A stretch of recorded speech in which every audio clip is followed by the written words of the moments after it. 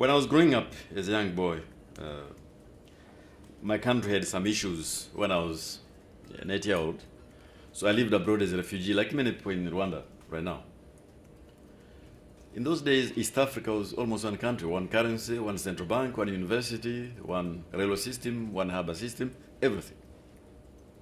But then it fell apart because things happened, nationalism, misguided nationalism and judgment, so that now they're trying to go back to integration. So that is a major issue for the bank, economic integration. Now, we have not done badly. Actually, this strategy has worked very well. Each time I've spoken to the leaders of Africa, young people like you, they tell me that was exactly what should be done.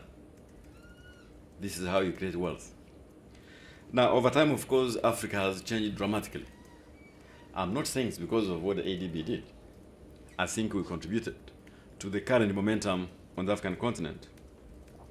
We see for the first time some countries double-digit growth, 7, 6, 5%. Even those who are growing very slowly, they are above the rate of increase of population. So that itself is important. But what we need is higher than 7, 8, 9%. We need 10% to get where we want to go, because we're beginning from a very low base. However, there are two related problems. Nowadays, you open any newspaper in the West, in London, in France, talk about Africa rising. They begin by being very skeptical, looking for what could be wrong with Africa here and there. But I think during the financial crisis, they were surprised by the resilience of the continent. There was a dip in economic performance, deeper in countries like South Africa, Mauritius, who are closely linked to the global economy. But many of the other countries in Africa really withstood that particular external shock. And the reason was not difficult to see, is that Africans have become smart economic managers. They weren't always smart in the 70s and 80s. Huge mistakes were being done. They are still being done in some countries.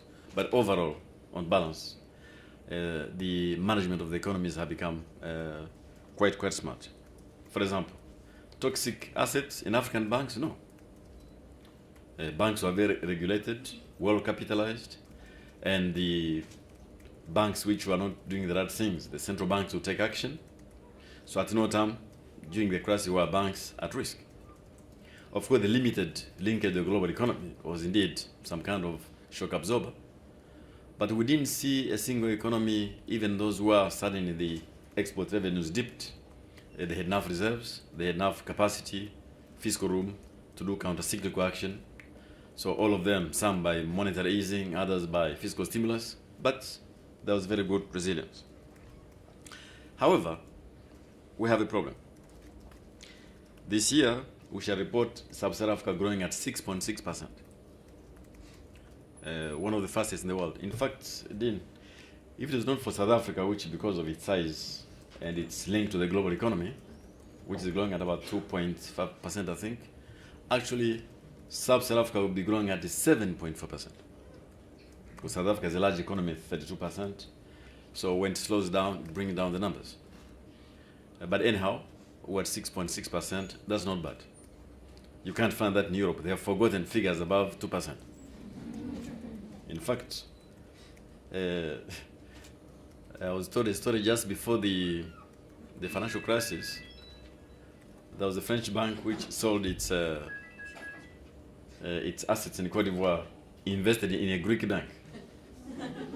For them, they were leaving a risky country to a non-risky country.